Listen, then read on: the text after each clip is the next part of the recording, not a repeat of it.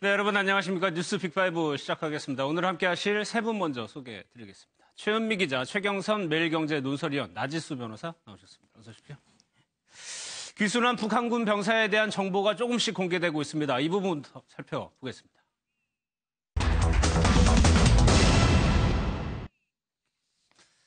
최은미 기자, 일단 의료진에서 이 이름하고 일단 나이 같은 경우는 나왔네요, 일단. 예, 그렇습니다. 어제 이국종 교수는 오모 씨다라는 예. 정도만 확인을 해줬었는데 오늘 정보당국발로 이름이 오청성이다. 청성. 예, 그렇게 확인이 됐고요. 나이는 어제 말씀드린 것처럼 25살. 배우 현빈 닮은 꼴이다라는 게 있어요. 이 부분이 좀 화제가 됐었어요, 그래서. 예, 그렇습니다. 예. 이국종 교수의 입에서 나온 말인데요. 정확하게는 현빈을 닮았다라고 말한 건 아닙니다. 정확하게 뭐라고 얘기를 했냐면 이 친구 되게 잘생겼다. 잘생겼다. 현빈 같다. 예. 이렇게 표현을 했습니다. 그래서 이제 또 한 번 이제 화제에 올랐는데 예. 그러면서 이국종 교수가 이 병사에 대해서 상세하게 어떤 사람인지에 대해서 설명을 했습니다. 자신이 겪은 이 병사의 어떤 면면에 대해서 예. 직접 한번 같이 들어보시죠. 예.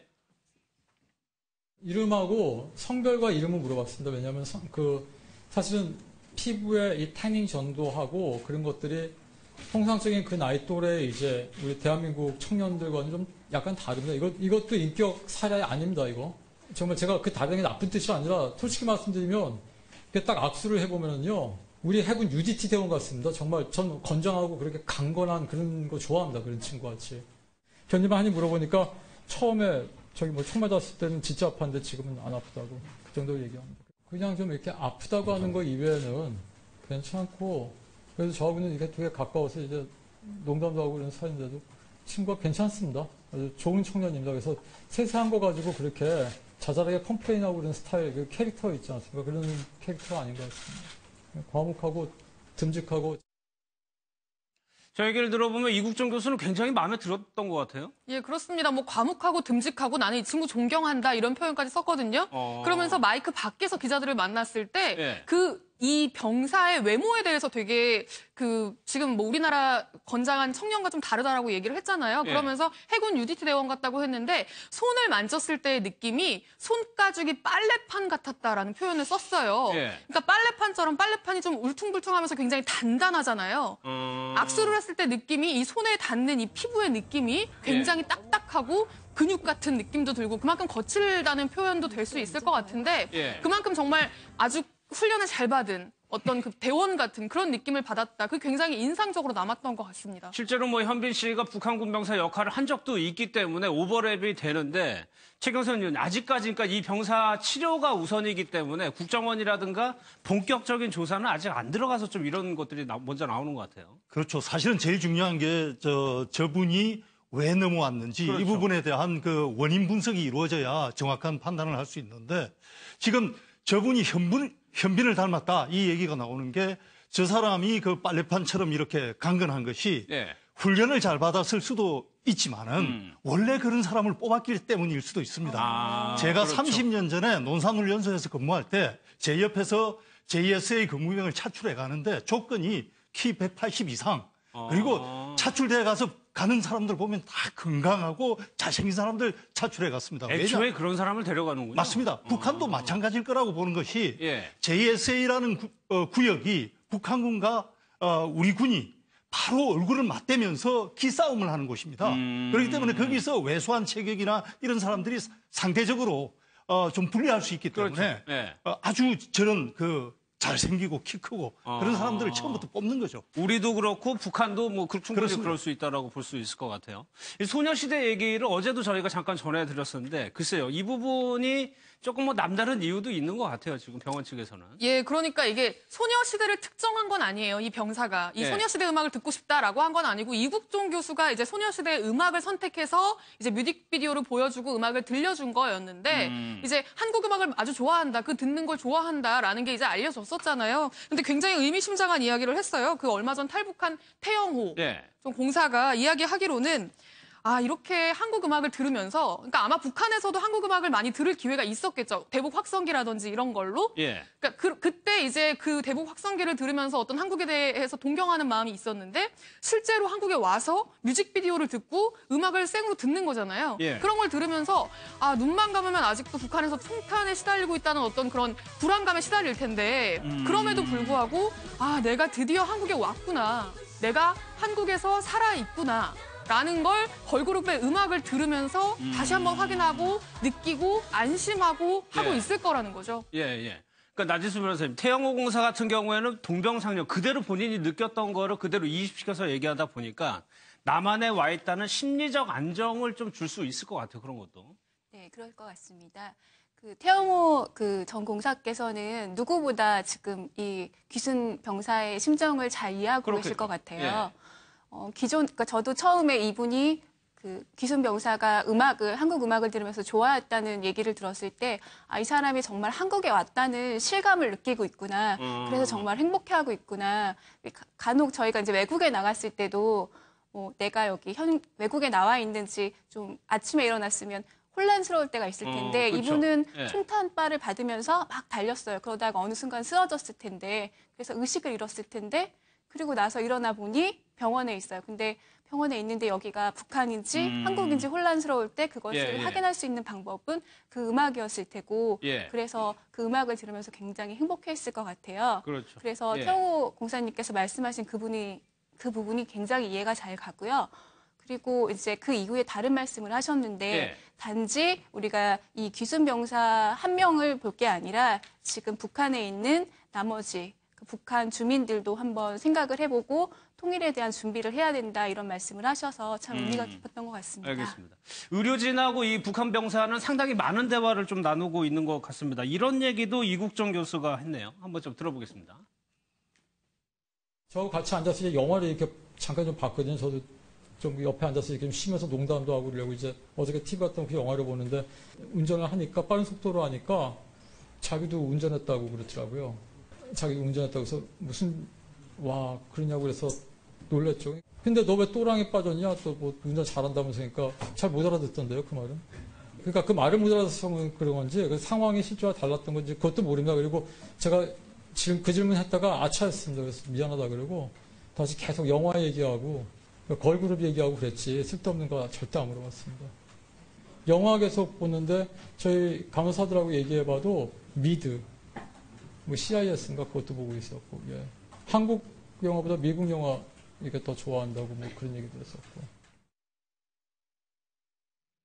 그러니까 의료진이 일부러 의식적으로 북한 귀순 얘기는 안 하고 있다는 건데, 운전 얘기가 나왔는데 그 영화가 미국용 트랜스포터 이런 영화잖아요. 트랜스포머라고 이제 로봇가 차로도 변신을 했다가 평상시엔 자동차고 변신을 하면 로봇가 되는 그런 헐리우드 영화, 굉장히 유명한 영화거든요. 그 영화를 보면서 막 차가 쌩쌩 달리니까 나도 운전 잘한다. 주인공이 운전을 하니까 나도 운전 되게 잘한다라고 이제 자기도 무의식 중에 자신이 북한에서 했던 얘기를 한 거죠. 무심코 한 거고, 이제 이국준 교수도 상당히 이제 긴장이 풀린 상태에서 자연스럽게 대화를 하는 거니까, 아니 너 운전 잘한다 그랬으면서 배수로엔 왜 빠졌어? 도랑에는 왜 빠졌어? 그렇죠. 라고 이제 그냥 너무 자연스럽게 반문을 한 거죠. 그랬더니 이 병사가 못 알아들은 건지, 아니면 실제로 도랑에 빠진 게 아니라 다른 상황이 있었던 건지, 어쨌든 못 알아듣는 표시를 했다는 거죠. 이 사람 무슨 얘기하는 거지? 라는 표정으로 자신을 쳐다봤다라는 거죠. 그러니까 실제로 이 귀순 병사가 취했던 그 우리가 다 같이 봤던 그 CCTV의 상황이요.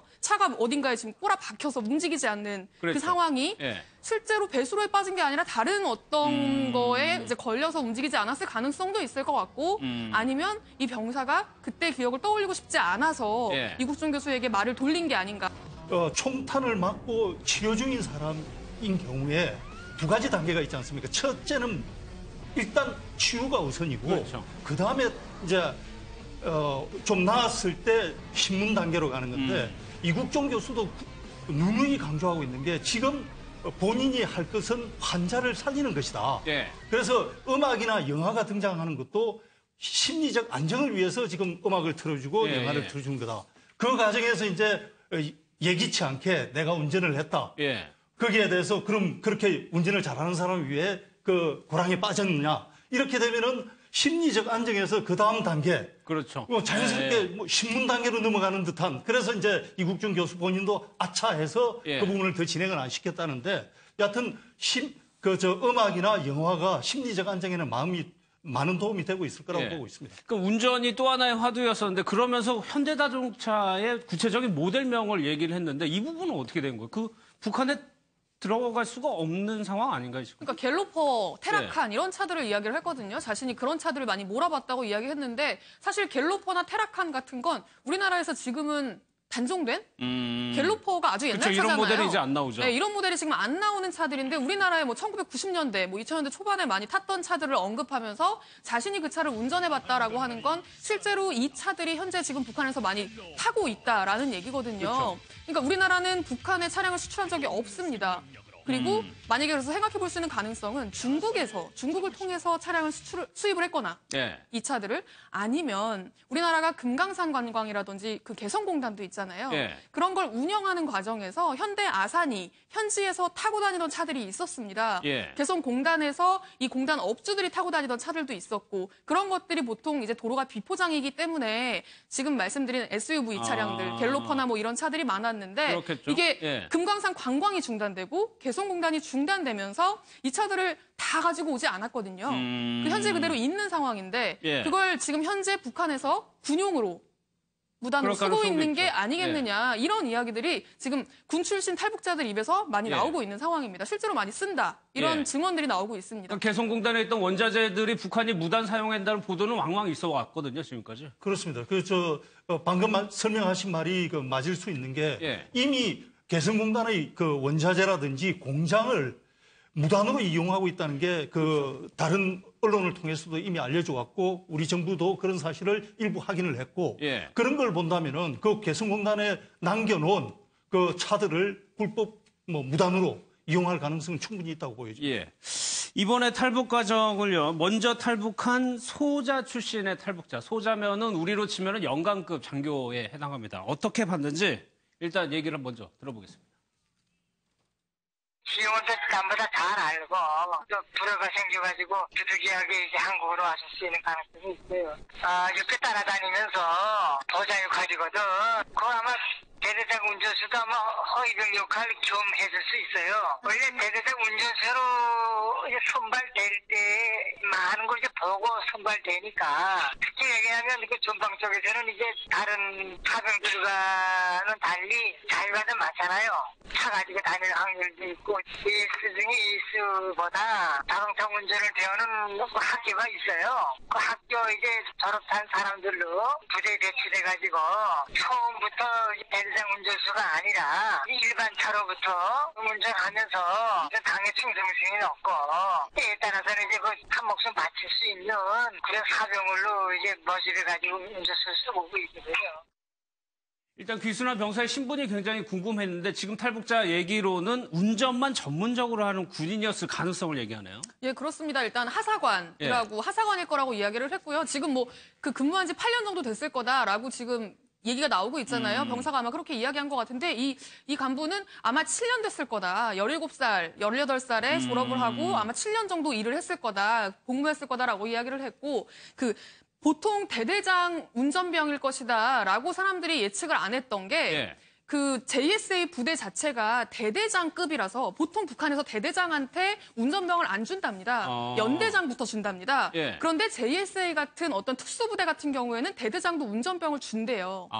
그래서 사람들이 원스타 운전병이 아닐까라고 이제 추측하는 사람들도 있었는데 그게 아니라 실제 JSA를 총괄하는 대대장의 운전병이고 그 운전병 역할을 하면서 실제 호위 역할, 비서 역할까지 맡아서 하는 그러니까 운전뿐만 아니라 잔심부름부터 해가지고 무슨 사생활 관리라든지 이런 여러 가지를 다 도와주는 어떤 비서 같은 개념의 운전병일 가능성이 크고 이제 그러자면 자유롭게 뭔가 다른 사병들보다는 차를 움직이니까 여기저기 갈 수 있는 곳들도 많고 JSA 내부도 다른 병사들보다는 훨씬 지리를 잘 알았을 가능성이 크다. 이런 이야기도 했고요. 그리고 운전을 그렇다면 이런 병사들은 저희가 지금 에이스이냐, 예. 그리고 금수저냐. 그러니까 북한에서도 JSA는 아주 엘리트들만 보낸다고 우리가 알고 있었기 때문에. 예, 그렇습니다. 근데 이제 엘리트라기보다는 아예 특수한 교육을 받는. 그러니까는 북한에서 운전병을 하려면 우리나라는 그냥 운전면허 있는 사람들 중에서 선발을 하잖아요. 예. 그게 아니라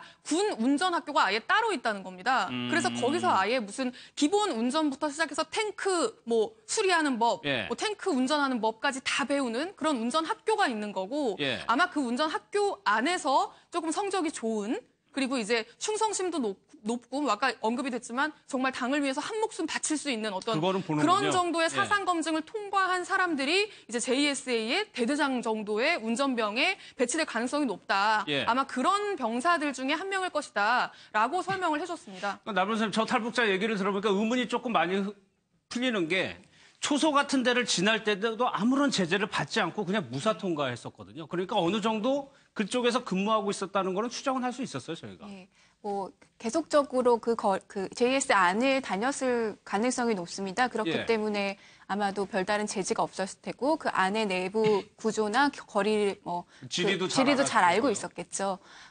제가 지금 저 기순병사의 신분이 어떤 정도인지 지금 추측하는 거는 크게 의미가 없을 수는 있겠지만 예. 생각해보면 저희 한국에서도 그러니까 별정직, 기능직처럼 공무원들 중에서도 특수하게 기능이 필요한 직에서 누군가 공무원으로 채용을 하는 것처럼 예. 저분들도 그런 그 운전병 그렇게 학교를 나와서 그렇게 채용이 되신 게 아닐까 하는 생각도 해봅니다. 그렇죠. 네. 예, 최 의원님. 저는 아직까지 확인된 건 아니지만은 저분이 운전병이냐 아니냐는 상당히 중요한 요소일 수 있다고 보는 것이 일단 기본적으로 우리가 기업체에서 고위직이 다른 직으로 옮겨갈 때 꼭 데리고 가는 사람이 비서하고 운전기사입니다. 왜냐하면 많은 비밀을 알고 있거든요. 자기가 평소 때 대화하는 거, 전화 통화하는 거 전부 운전기사는 다 듣고 있습니다. 그렇죠. 동선까지 다 알고 있고요. 그렇기 때문에 앞서 말씀하신 대로 운전병에 대한 별도의 교육이 필요하다는 것은 그만큼 운전병이 중요한 역할을 하고 있기 때문입니다. 그래서 이 사람이 만약 운전병이라면은 이 사람이 왜 넘어왔는지에 대한 단초를 제공할 수도 있고 그리고 이 사람이 얼마나 JSA 북한군에 대해서 알고 있는지 실제로 운전병이었다면은 상당히 많은 정보를 가지고 있을 수도 있습니다. 그런 측면에서 그 운전병이냐 아니냐는 상당히 앞으로 좀 지켜봐야 그렇죠. 될 것 같습니다. 정보를 얻는데도 좀 큰 저기가 있겠죠. 그리고 뭐 총상이나 헤드라이트를 켠 이유 등등에 대해서도 이분께 저희가 한번 물어봤는데 이렇게 좀 얘기를 했습니다. 한번 보겠습니다. 총알이 회전돼서 나가는데 회전 속도가 이제 빨라지기 전에 맞으면 총알이 좀 약하고 100m, 200m 이제 그렇게 쏘면 총알 들어간 자리보다 총알 뚫고 나간 자리가 엄청 커져요. 한국으로 넘어올 때 상황을 대비해서 사전에 그 한국 쪽에 알려준 게 아닌가. 또 한국에 오려고 기획하고 간 거예요. 대대장도 뭐가 이상하죠. 대대장, 중대장, 부대장 있잖아요. 다 그거 보셔야지요, 다. 사상검토 들어가고 아마 굉장할 거예요. 또 사상이 해이돼가지고 긴장을 늦춰서 이제 사전이 한국으로 넘어오도록 그렇게 이제 기회를 열어줬다 그러거든. 저기 이제 이 부분부터 볼까요? 갑자기 헤드라이트가 켜졌다고 어제 저희가 말씀을 드렸는데 이것도 뭔가 좀 시그널을 보내려는 의도가 있었던 것 같아요. 예, 그렇습니다. 저희는 갑자기 헤드라이트가 켜지길래 저게 예. 이제 북한군 초소를 통과하기 위해서는 헤드라이트를 켜야만 하는 룰이 있나 보다라고 이제 그런 정도로 생각했는데 오늘 확인을 해본 결과 그런 규정은 없답니다. 그런 규정은 없고 예. 갑자기 지금 헤드라이트가 켜지고 지금 대낮에 눈에 띄게 헤드라이트가 켜지고 그걸 끄지 않고 계속 간 거는 예. 뭔가 실수라기보다는 고의성이 있어 보인다라고 설명을 했고요. 그 고의라는 게 뭐냐? 한국이나 유엔사에서 CCTV로 계속 들여다보고 있잖아요. 예. 나를 봐달라라는 어떤 표시였을 수도 있다라는 그럴 수 거죠. 있죠. 예. 내가 지금 기순할 거니까 나를 좀 유의 깊게 보고 지금 애초의 계획은 차로 우리 측까지 넘어오는 게 계획이었잖아요. 지금 예. 도랑에 빠져서 계획에 실패하기는 했지만 그러니까 내가 이 차를 타고 지금 넘어갈 테니 나를 좀 봐달라. 라는 어떤 의사표시를 강하게 한 게 아니겠느냐라고 지금 설명을 하고 있는 거고요. 예. 그리고 이제 북한군 병사가 사실 기순병사가 부상이 생각보다 커서 좀 생명이 위험하지 않을까라고 생각을 했었는데 지금 나오는 얘기, 다 회복이 되고 나서 지금 나오는 얘기는 이제 너무 멀지 않은 거리에서 총을 맞았기 때문에 예. 오히려 더 다행이었다라는 이야기들이 나오고 있는 거거든요. 그러니까 어제 저희가 저 영상이 공개되고 좀 끔찍하게 생각했던 게 3, 4m 앞에 있는 사람들도 총을 난사했었는데 오히려 그게 지금 좀 도움이 된다는 얘기잖아요. 예, 그러니까 전화 위복이 됐다라는 얘기인데 그게 예. 이유가 뭐냐면 우리가 돌을 던져도 돌 하나를 던져도 가면 갈수록 속도가 빨라지는 거잖아요. 가속도가 붙는 거잖아요. 예. 총알 같은 경우에도 쏘면 이게 먼 거리를 날아가면서 가면 갈수록 총알의 회전 속도가 빨라지면서 예. 훨씬 더 강도가 세진다는 거죠. 그러니까 오히려 총알의 회전 속도가 많이 빨라지기 전에 오히려 가까이에서 총알을 맞았기 때문에 이게 그냥 관통해서 나가버려도 이게 내상이 좀 덜했던 예. 만약에 좀 멀리서 맞았더라면 이게 뚫고 들어갈 때랑 나올 때랑 상처의 크기가 완전히 다르답니다. 그렇죠. 몸을 총알이 통과를 하면서 회전을 하기 때문에 나오는 이 부분은 훨씬 더 커질 수 예, 있다는 그리고 거죠. 내장 파열도 굉장히 심각하다고 하고요. 총알이 예. 그만큼 많이 회전을 하기 때문에 그런 이유 때문에 아마 그런 것 같다. 그러니까 북한에서 쏘는 총이 뭐 별나서 그러는 게 아니라 모든 총이 다 이렇다라고 설명을 해줬습니다. 그리고 최 의원 뒷부분에 지금의 북한의 상황을 예상을 해줬는데 저희가 상상하는 거 그대로예요. 완전 숙청 작업이 이루어질 거라는 겁니다. 아무래도 일단 우리 내부에 우리는 기순병을 받은 입장인데도 예. 불구하고 대응이 잘 됐느니 못 됐느니 이런 말들이 나왔습니다만은 정작 문제는 저쪽이죠. 그렇죠. 저쪽에는 그 병사 하나가 우리 측으로 넘어갔지 않습니까? 그렇다면은 도대체 왜 넘어갔는지부터 조사를 해가지고 누가 뭐를 잘못해서부터 그리고 또 넘어가는 과정에서 왜 못 막았는지까지 줄줄이 책임을 물을 수밖에 없는 상황이죠. 그러니까 지금 상상해 볼 수 있는 거는 이 사람을 데리고 있었던 그 부대하고 지키고 있었던 경비병들 그 부대들이 다 포함이 된다고 볼 수가 있어요. 그러니까요. 이제 사상검토에 들어간다는 게 주변에 가장 친했던 병사. 야, 너도 같이 논의했던 거 아니야? 같이 넘어가려고 했던 예, 거 아니야? 예. 그리고 항상 같이 다녔던 뭐 간부라면 아니 이런 걸 왜 몰랐어? 너도 이 친구가 이런 생각을 하는데 네가 영향을 준 게 아니냐? 이런 식으로 계속 이제 물고 들어가다 보면 이제 대상이 되지 않을 사람이 없는 거고 예. 그런 식으로 이제 숙청 작업이 더 활발하게 진행이 될 거라는 거죠. 네. 그리고 쉽게 말해서 북한 상황이 어떤 상황입니까? 잠깐 존다고 해가지고 최고위층이 숙청되는 그렇죠. 그런 나라 아닙니까? 예. 그러니까 말 한마디면은 정말 손가락만 까딱 해도 사람의 목숨이 왔다 갔다 할 수 있는 왕조 체제나 다름없는 국가이다 보니까 예.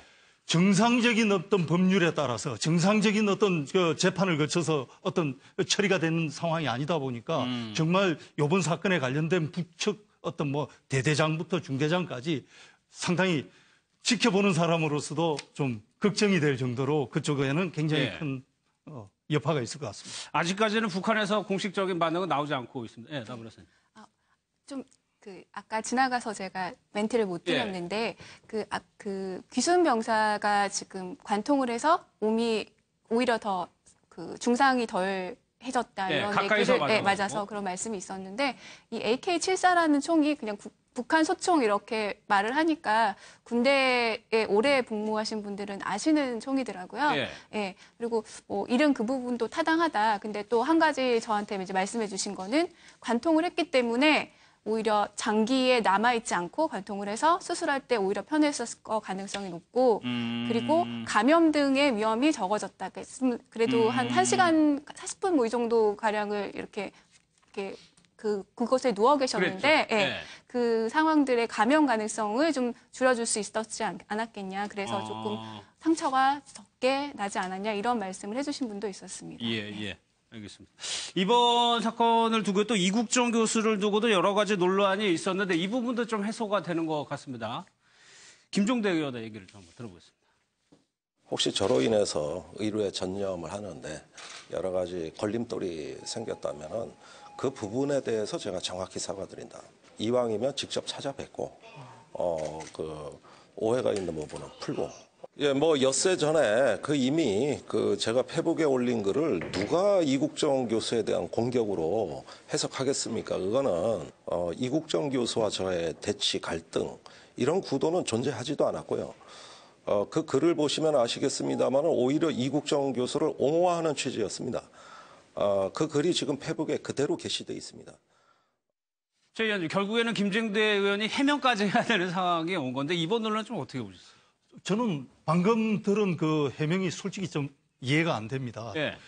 제가 페이스북을 직접 본 건 아니지만 보도를 통해서 이렇게 간접적으로 봤을 때는 일단 김종대 의원이 의료법을 얘기를 하면서 의료인이 치료 도중에 얻은 지식을 밝히면 안 되는데 밝혀서 의료법 위반이라는 투의 어떤 표현도 있었거든요. 예, 예. 그렇게 본다면은 이국정 교수를 누가 보더라도 지칭한 것으로 생각할 수밖에 없는데 지금 이제 문제가 많이 되니까 이국정 교수에 대한 공격이 아니었다는 쪽으로 얘기를 하는 거는 얼핏 이해가 좀 안 되고요. 예.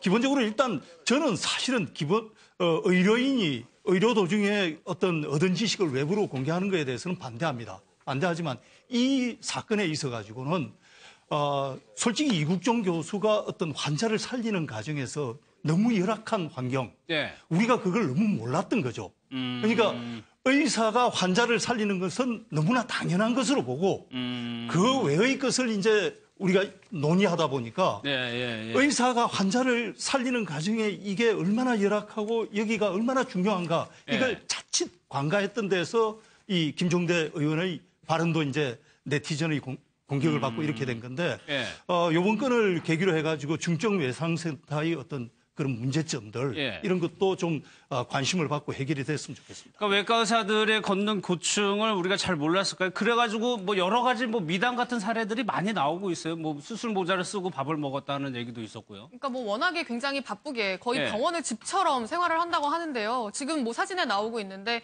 저게 이제 손목시계인데 손목시계의 그 매듭 부분이라고 해야 될까요? 그 매듭 부분에 저기 테이프가 아니라 반창고죠. 반창고를 붙여놓은 거거든요. 그러니까 수술에 방해가 될까봐 저기 달랑달랑거릴 수가 있잖아요. 저 매듭이. 그래서 저렇게 의료용 테이프를 감아놓는 모습, 그리고 뭐 진료 가운에 단추가 떨어져 있는 모습, 그리고 뭐 실제로 기자들이 그 머물고 있는 그 방에 가봤더니, 자신 사무실에 가봤더니 간이 침대가 있다는 거죠. 거기서 먹고 자고 하는, 그러니까 정식 침대가 아니라 간이 침대에서 생활을 하는데 얇은 뭐 여름용 이불 하나 덮고 생활을 하는데, 그쵸. 생활을 하는데 뭐 청소해주시는 아주머니들이 내 아들이라면 이걸 그냥 못 보겠다라고 이야기를 할 정도로 굉장히 열악한 환경에서 정말 환자들의 생명 하나만 보고 이렇게 열심히 일하고 있는데 왜 이렇게 안 좋은 이렇게 뭔가의 논란에 자꾸 이렇게 휩싸이는 거에 대해서 본인도 그렇고 이제 바라보는 국민들도 응원하는 국민들도 그렇고 요즘 탐탁치가 않은 부분들이 좀 있는 거죠. 근데 사실 이번 논란 같은 경우에는 김종대 의원이 불을 지피기는 했지만 의료계 내부에서도 의료계 뭐 내부의 익명 게시판 같은 것들이 있잖아요. 그런 데에서도 초반에 조금 이야기가 나오긴 했었습니다. 좀 과하다 이국정 교수에 그렇죠. 대해서. 이제 환자한테 이게 동의를 받은 거냐 이렇게까지 해도 되는 거냐라는 이제 의견들도 일부 있었어요. 그래서 아마 이국정 교수가 그런 의료계 내부의 시선에도 조금 신경을 많이 쓴 것 같은데 어쨌든 지금 이국종 교수의 고충이라든지 그리고 이게 합참과도 상의된 일이었다는 점 그리고 의료법보다는 국민의 알 권리를 좀 더 먼저 생각해서 이제 얻은 결론이라는 점 어떤 그런 부분들이 많이 이제 반영이 됐고 설득이 됐고 이제 그러는 과정에서 의료계도 많이 설득이 된 것 같아요. 그래서 소아청소년과 의사회 그러니까 동네 소아청소년과 의사들의 모임입니다. 그리고 병원에서 일하는 의사들 병원에 소속된 의사들의 모임, 대한병원의사회라는 데가 있거든요. 그런 단체들에서도 지금 이국종 교수를 흔들지 말라라고 하면서 김종대 의원의 사퇴까지 요구하고 나선 상황입니다. 일단 의료계도 이국정 교수 쪽으로 좀 돌아섰고 김남국 변호사님 그렇다면 이번 일을 계기로 그 외상센터, 외과 의사들 이런 부분에 대해서 사회적인 관심이 좀 다시 한번 들여다볼 필요는 있을 것 같아요. 네, 사실은 이국종 교수가 여러 차례 뭐 인터넷이라든가 아니면 강연이라든가 이런 것을 통해서 외래센터라든가 외상진료에 대해서 수준이 높아져야 된다. 그리고 국가적인 차원에서 지원을 해야 된다라고 수차례 이야기를 했었습니다. 그래서 이제 일부분 나아진 측면이 있는데 그럼에도 불구하고 현재 이국종 교수가 이야기하는 수준에는 훨씬 더 못 미친다라고 지금 이야기를 하고 있습니다. 이제 이국종 교수 같은 경우에는 뭐 이제 강연에서 30분 내로 그러니까 대한민국 어디에서 사건 사고를 당하다고 하더라도 우리 국민이라고 한다면 30분 내로 어느 곳이든 외상센터로 가서 적절한 치료를 받아서 생명의 위기를 받지 않는 그런 상황, 그런 의료 시스템이 갖춰져야 된다라고 이야기를 했는데 현재 그런 의료 시스템이 여전히 부족하다라고 지금 평가를 하고 있는 거고요. 사실은 이국종 교수가 지금 한 분 계시지만 이국종 교수가 제1, 제2, 제3의 이런 이국종 교수가 탄생을 해서 이 외과 전문의가 정말 풍부한 의료진을 갖춘 것과 동시에 또 시스템이라든가 의료 시스템이라든가 이런 것들도 함께 충분하게 지원이 되는 게 좀 필요해 보이는 것 같습니다.